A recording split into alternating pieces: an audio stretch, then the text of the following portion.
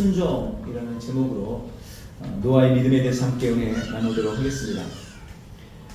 미국의 펜실베니아 주의 한 지역에서 실제 있었던 사건입니다.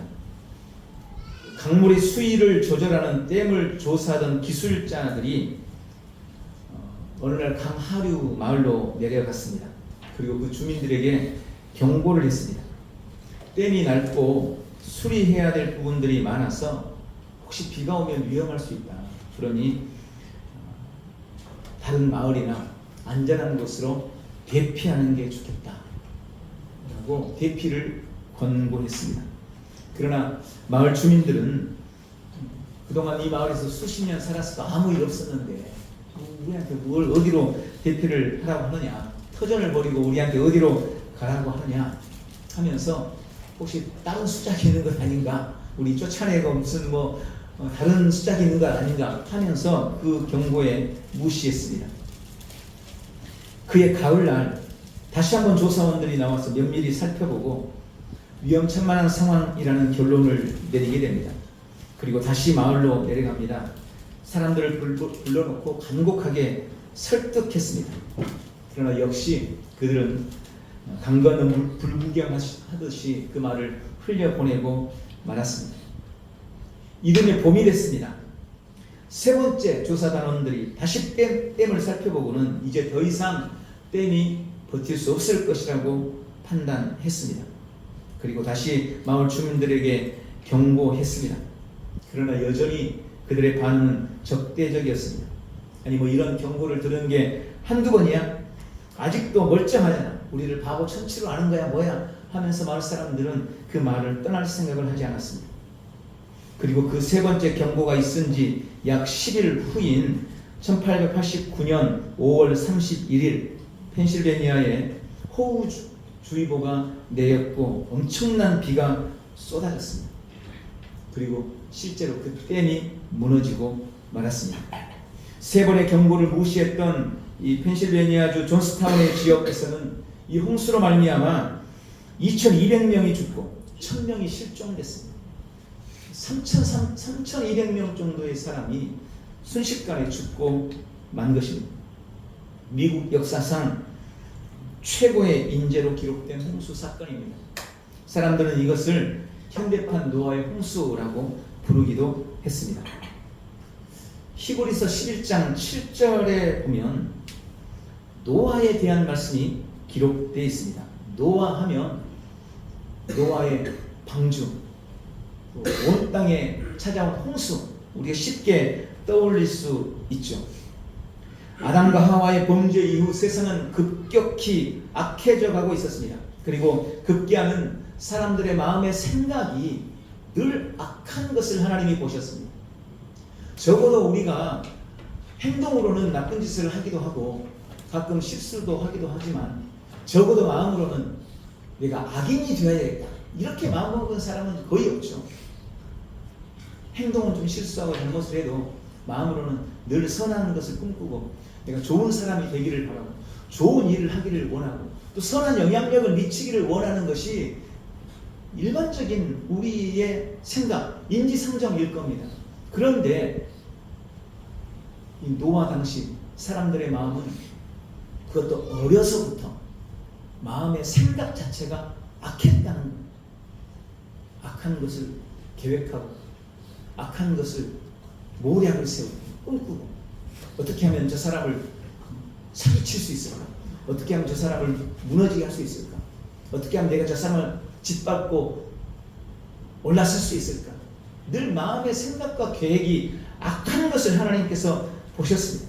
그리고 도저히 소망이 없다고 생각하셨는지 주님은 물로 세상을 심판하리라 결정하십니다. 그런데 그렇게 하나님께서 세상을 심판하고 결정하고 나니까 마음에 걸리는 사람이 있는 거예요. 그 사람이 바로 노아였습니다.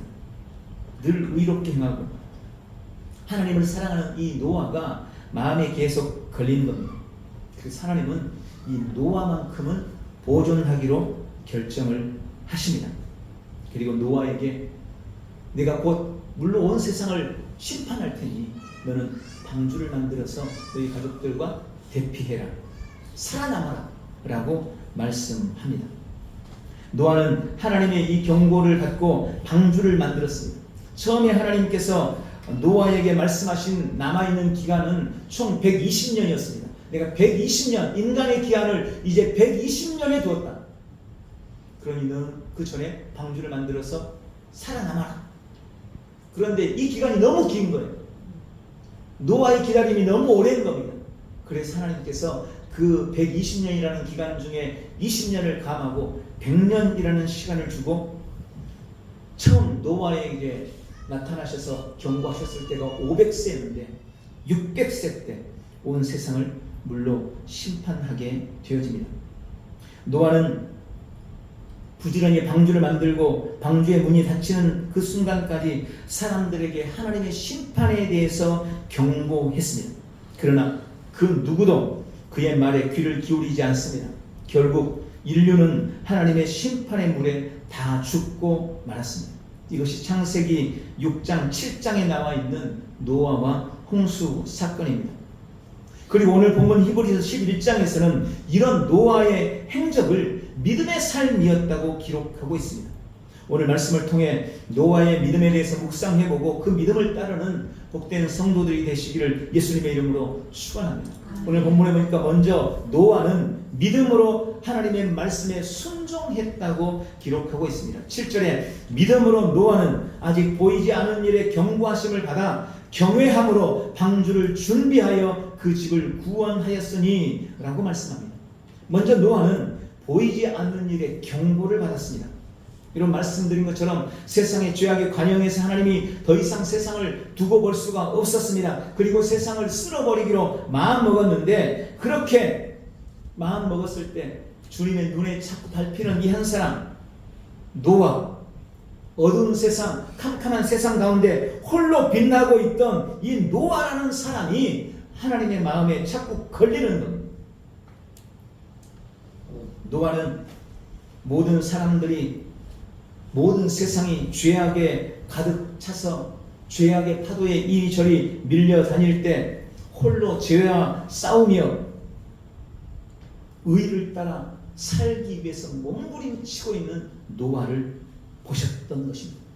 그리고 주님은 그에게 은혜를 베푸십니다.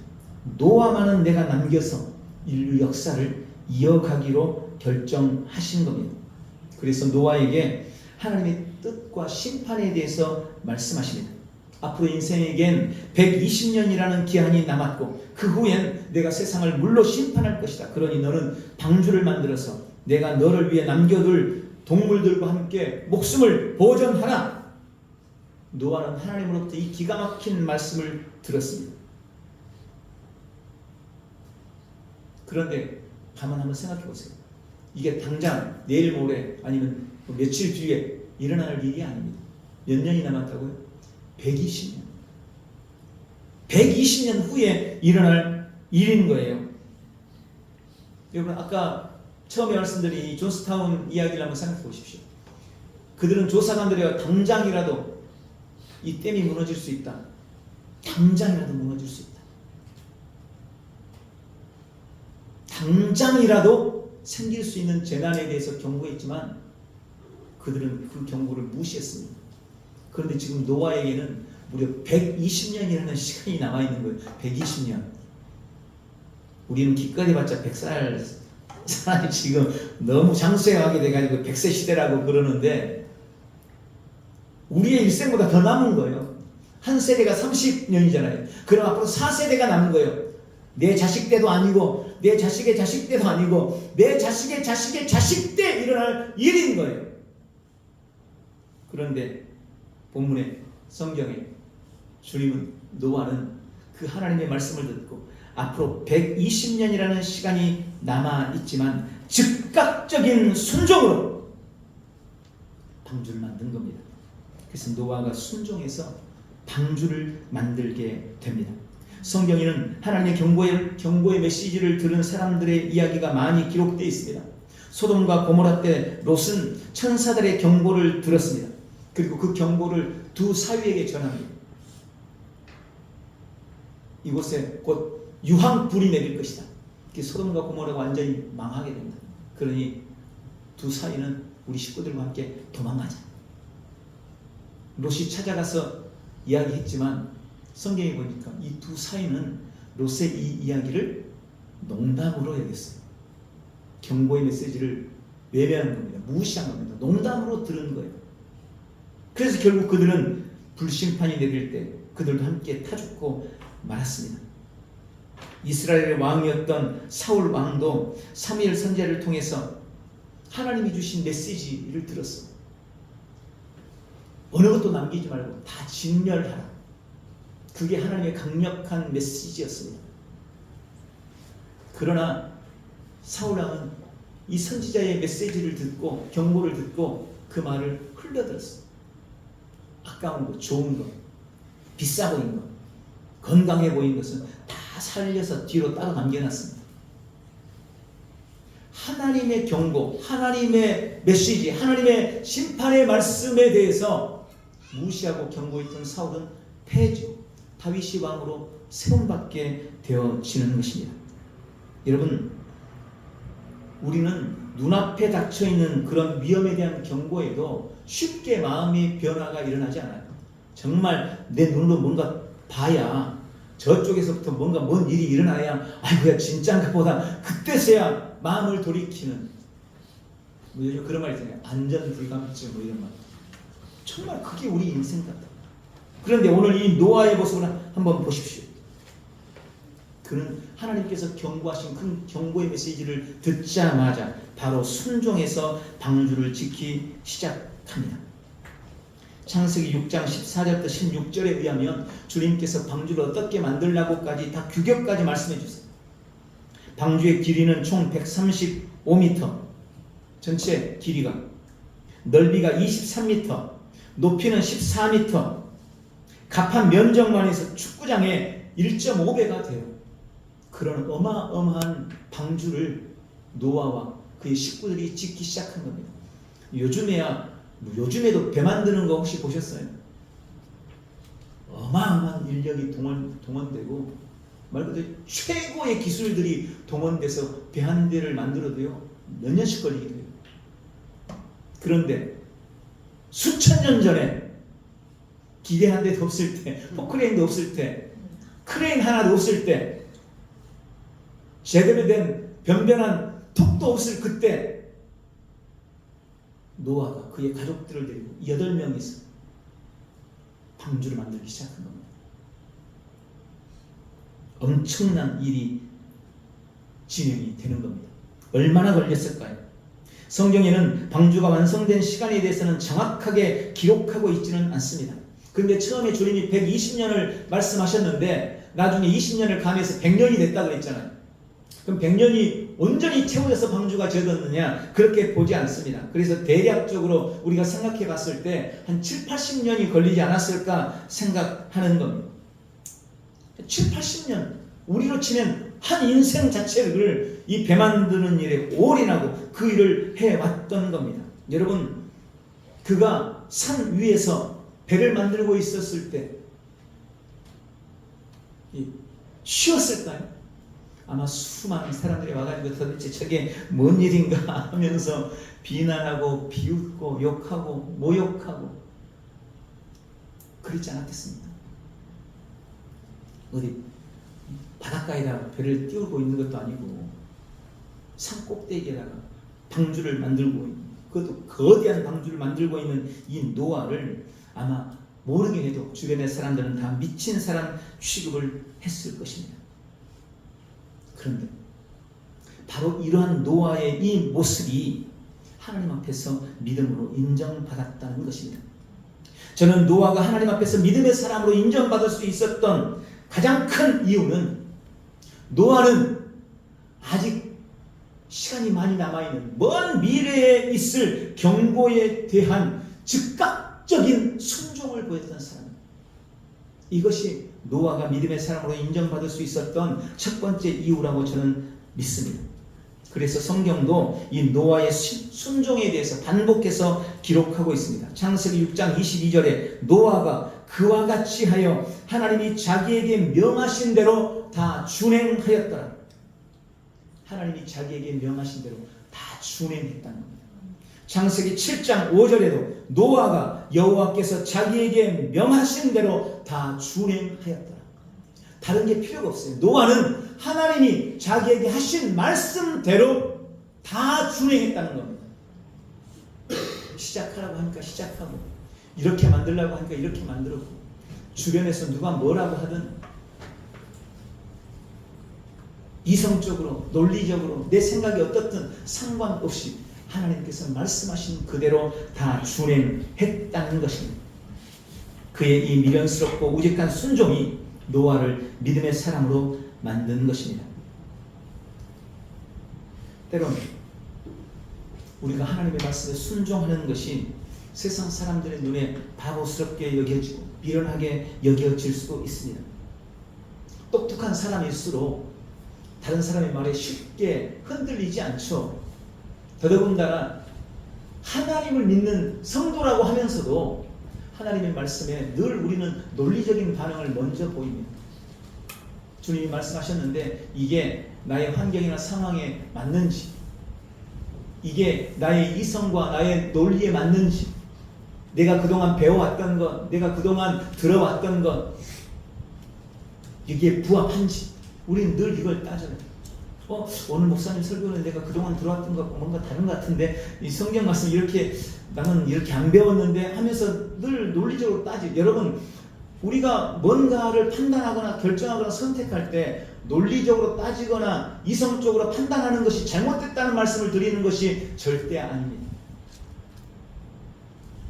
우리는 누가 우리에게 지금 말씀을 하고 계시는지 우리가 이성적으로 먼저 그걸 한번 판단해 봐야 돼요. 진짜 이성적이라면, 진짜 논리적이라면. 지나가는 옆집 아저씨가 지금 그렇게 말하는 게 아니잖아요. 나를 지으시고 나를 조성하시고 나를 만드신, 아니 온 우주 만물을 조성하시고 창조하신 전능하신 하나님이 지금 그 말씀을 하시는 거죠. 하나님의 지혜는 우리의 지혜와 비교가 할 수 없는 거잖아요. 하나님의 길은 우리의 길과는 비교할 수 없는 거죠. 주님의 수는 우리의 수와는 비교할 수 없는 거잖아요. 적어도 나에게 말하고 있는 분이 하나님이시라면 우리는 그분이 어떤 말을 하시든지 그 말씀 앞에 순종할 수 있어야 되는 것입니다. 노아는 바로 그 믿음을 가졌던 사람들이에요. 노아인들, 산 위에서 배를 만드는 것이 이상하지 않았겠습니까?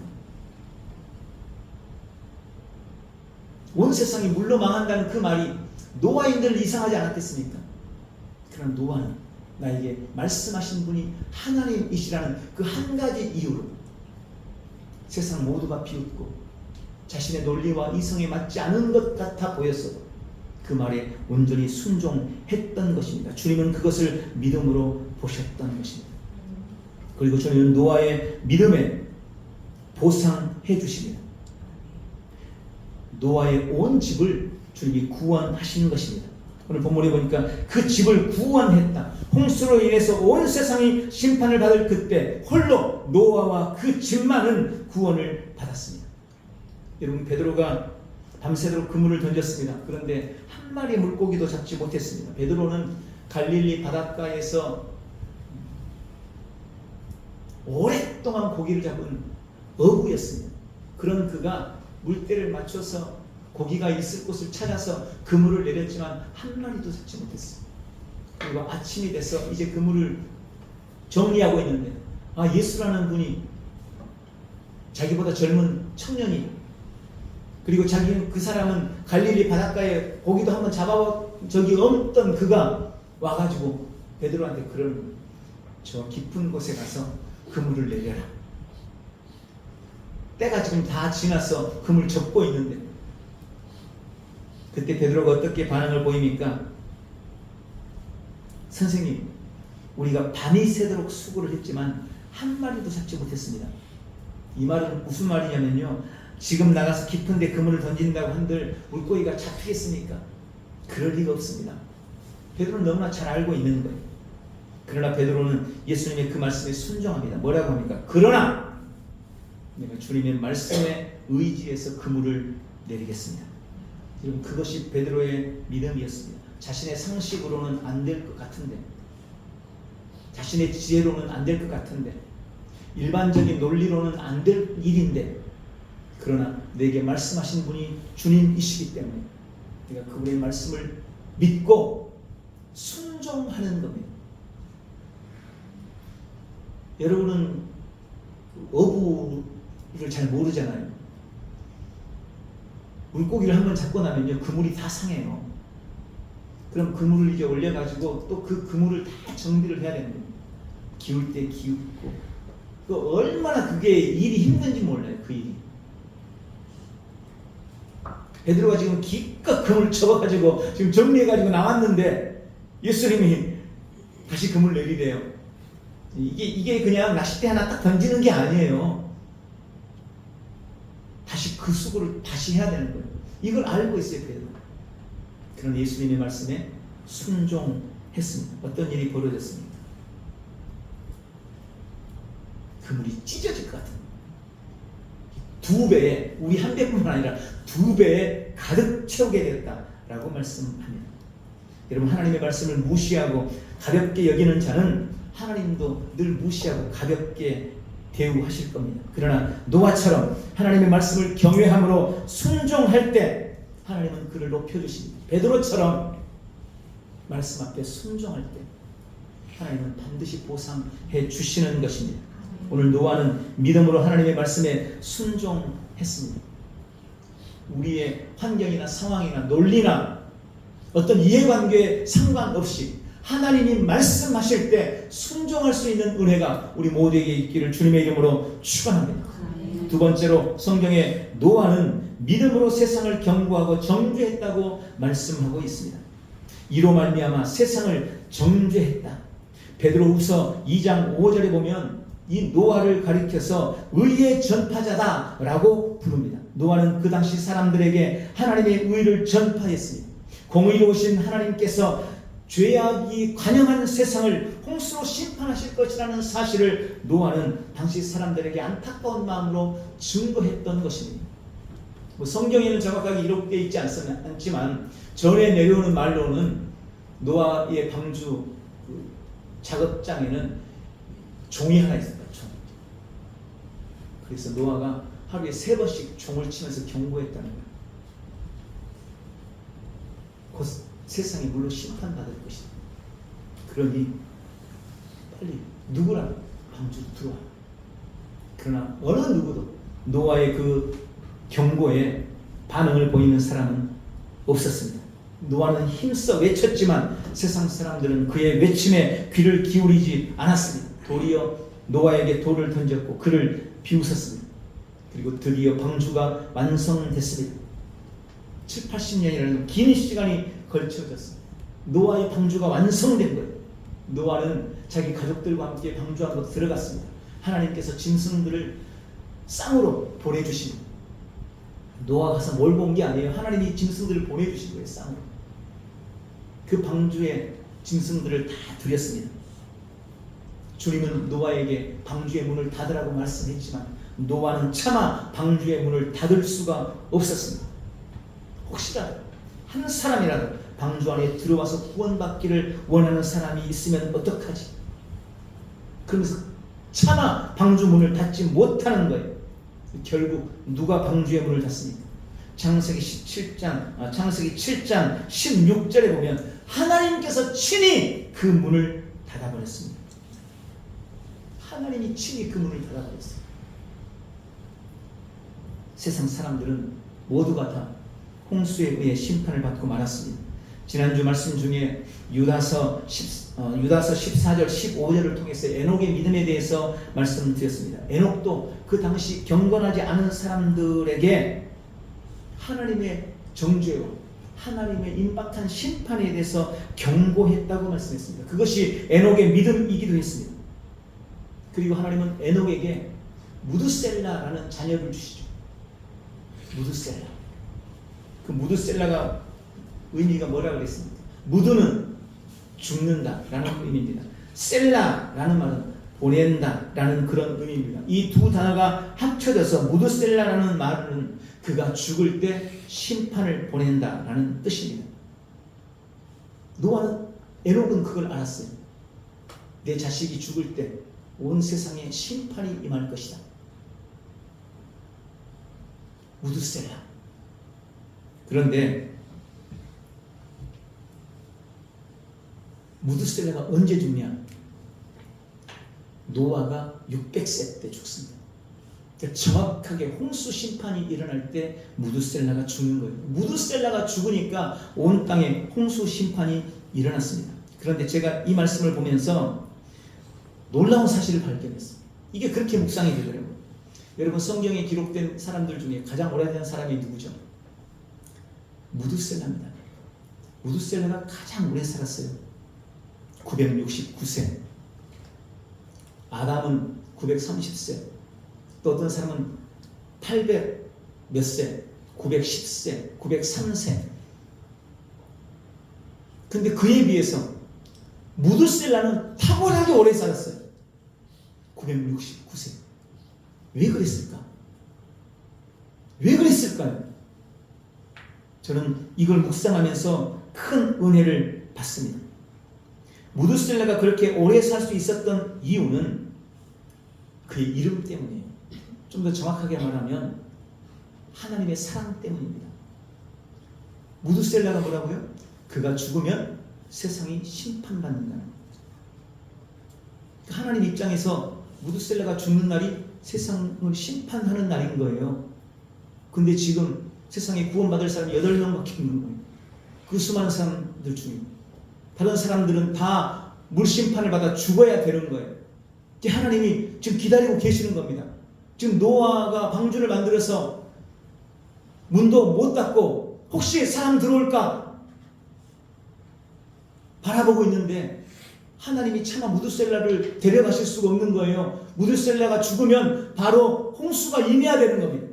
주님은 참으십니다. 1년을 참는 거예요. 그래, 너 좀 1년만 더 살아봐. 어떻게 한 사람이라도 좀 더 오지 않을까? 무드셀라를 데려가야 되는데 아직도 구원받을 사람이 있을 것 같은 거예요. 그래서 주님이 또 1년을 참는 거예요. 1년을 기다리고 1년을 참고 또 1년을 기다리고 또 1년을 참고 그렇게 참고 기다리다가 보니 무드셀라가 969세가 된 겁니다. 이 세상에 존재하는 모든 사람들 중에 가장 오래 산 사람 무드셀라는 세상을 향한 하나님의 사랑의 증거인 거예요. 주님은 그렇게 참고 인내하셨습니다. 노아는 그 하나님의 마음을 알고 방주를 만들며 하나님의 심판을 세상에 전하고 경고했습니다. 의의 전파자가 되었던 것입니다. 주님은 이것이 노아의 믿음이라고 말씀하고 있습니다. 지금 우리는 이 세대를 어떻게 보고 있습니까? 10수년간 이 세상에 일어나고 있는 여러 가지 일들을 한번 생각해 보십시오. 그 어느 때보다도 우리는 말세 중에서도 말세를 살아가고 있습니다. 이런 때 우리는 정말 임박한 주님의 심판의 날에 대해서 마음의 경각심을 가지고 복음을 전하는 자로 삶을 살아가야 하는 것입니다. 하나님은 이 시대에 우리가 노아가 되기를 원하고 계십니다. 어둡고 타락한 세상을 경고하고 하나님의 임박한 심판의 때를 전하는 믿음의 사람이 되기를 기대하고 계시는 것입니다. 그런 믿음의 사람이 되시기를 예수님의 이름으로 축원합니다. 그리고 마지막으로 오늘 노아는 믿음으로 의의 상속자가 되었다라고 말씀합니다. 믿음을 따르는 의의 상속자가 되었느니라. 상속자가 뭡니까? 아버지가 아들에게 자기에게 있는 것을 물려주는 것, 그것을 받는 것, 그것을 상속자라고 부르는 것입니다. 노아는 하나님으로부터 의롭다함을 상속받았어요. 다른 말로 말하면 하나님의 의로움을 상속받았다는 것입니다. 여러분, 이게 지금 우리의 모습입니다. 노아는 믿는 우리의 모델입니다. 노아는 하나님의 의의 상속자가 됐습니다. 우리는 그리스도 예수 안에서 거듭난 의 안에서 의의 본성을 가지고 태어난 의인이 된 겁니다. 우리가 바로 의의 상속자라는 것을 믿으시기 바랍니다. 그런데 노아는 그의 의가 창세기 6장 9절에 보니까 노아는 의인이요 당대의 완전한 자라 그는 하나님과 동행했다. 또 창세기 7장 1절에 여호와께서 노아에게 이르시되 너와 내 온 집은 방주로 들어가라. 이 세대에서 내가 내 앞에 의로움을 내가 보았느니라. 노아는요, 우리는 값없이 예수 그리스도로 말미암아 의롭게 됐어요. 노아는 하나님 앞에 자신의 삶을 통해서 의를 보여드렸어요. 그랬더니 주님이 그를 진짜 의인으로 인정하신 겁니다. 그리고 그를 의의 상속자로 삼았다라고 말씀하고 있습니다. 성경에 나오는 수많은 인물 중에 의인이라고 기록된 첫 번째 사람이 바로 노아입니다. 이것도 되게 놀라운 일이에요. 주님이 의롭다고 인정한 첫 번째 사람이 노아예요. 하나님께서 왜 의롭다고 하셨습니까? 그를 의의 상속자로 부른 이유가 뭡니까? 오늘 성경에 보니까 그게 바로 믿음 때문이다 라고 말합니다. 이게 본문에 믿음을 따르는 이라는 이 말, 카타 피스틴이라는 말은 노아가 의를 인정받은 이유라는 말이에요.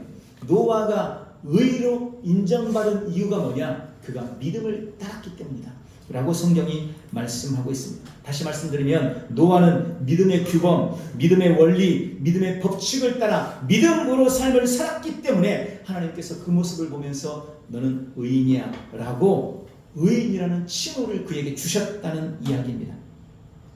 사람들은 세상을 살아갈 때 나름대로의 정한 원칙이나 법칙 같은 걸 가지고 살아갑니다. 나름대로의 가치관을 가지고 살아갑니다. 어떤 삶의 철학 같은 것이 있어요. 이런 게 매우 중요합니다. 그러한 원칙이나 규범이나 또 어떤 사람에게는 그것이 이데올로기이기도 하고 신념이 되기도 하죠. 삶의 목표나 목적이 되기도 합니다. 그런데 노아에게는 그의 원리, 원칙, 규범, 이데올로기, 우선순위 그게 뭐였냐? 믿음이었다는 거예요. 믿음. 노아의 삶의 규범과 원칙이 믿음이었다는 것입니다. 노아는 하나님께 대한 믿음을 그의 삶의 규범으로 정하고 그 원칙과 원리를 따라 살아갔다는 것입니다. 다른 말로 그는 매사에 믿음을 따라 행했다라는 그런 의미인 것입니다. 주님은 바로 그 점을 귀하게 보셨고 그를 의의 상속자로 삼으셨습니다. 우리는 그리스도 예수 안에서 거듭난 의인이 되었습니다. 의 안에서 태어난 사람이 되었습니다. 의인인 우리의 삶의 규범, 우리의 삶의 원칙, 우리의 삶의 방식, 우리의 라이프 스타일, 믿음이어야 하는 겁니다. 우리의 삶의 스타일이 믿음이어야 돼요. 성도는요, 오직 믿음으로 살아가는 사람입니다. 왜요? 우리가 의 안에서 거듭났기 때문입니다. 의인의 삶의 규범은 다른 게 아닙니다. 믿음입니다. 우리가 나는 시온의 백성입니다. 시온의 백성은 시온의 법으로 살아가요. 그 시온의 법이 뭡니까? 믿음입니다. 날마다 믿음을 따라 살아내는 우리 모든 성도들이 다 되시기를 주님의 이름으로 축원합니다. 우리의 삶의 규범과 원칙도 노아처럼 하나님을 믿는 믿음이 되기를 바랍니다. 오늘 말씀을 맺겠습니다. 오늘 노아는 보이지 않는 일에 경고를 받고 그 말씀에 순종했습니다. 하나님의 마음으로 세상을 향해 경고했고 의의 전파자가 되었습니다. 그는 믿음을 자신의 삶의 규범으로 삼고 오직 믿음을 따라 살다가 주님으로부터 의의 상속자가 되었습니다. 오늘 노아가 하나님의 말씀에 순종함으로 그 믿음을 인정받았듯이 우리도 늘 의 안에서 거듭난 진짜 나를 깨닫고 믿음의 방식, 믿음이 우리의 삶의 스타일, 믿음이 우리의 삶의 원리가 되어졌습니다. 믿음 안에 승리하는 복되고 귀한 성도들이 다 되시기를 예수님의 이름으로 축원합니다. 기도하겠습니다. 사랑하는 주님, 노아의 순종하는 믿음을 오늘 우리에게 가르쳐 주셔서 감사합니다. 보이지 않는 일에 순종함으로 방주를 지어 온 땅을 경고했던 노아처럼 악한 세대에 재림의 날을 준비하는 우리 하나님 아버지의 애타는 마음을 전하는 사람으로 살게 해 주시옵소서. 한 명이라도 더, 한 영혼이라도 더 구원하시기 위해 참고 또 참으셨던 아버지의 뜨거운 사랑을 우리가 온 세상에 전할 수 있기를 간절히 소망합니다. 언제나 의 안에서 거듭난 우리 안에 의의 본성을 깊이 깨닫고 오직 믿음만을 우리의 삶의 규범과 원리와 원칙으로 삼고 믿음의 길을 걷는 우리 온 성도들 다 되게 역사해 주시옵소서. 예수님의 이름으로 기도하옵나이다. 아멘. 우리 다 같이 일어나셔서 오늘 말씀을 기억하면서 같이 한번 기도하기를 원합니다. 주님, 노아가 그의 순종으로 믿음을 보였습니다. 또 그가 의의 상속자가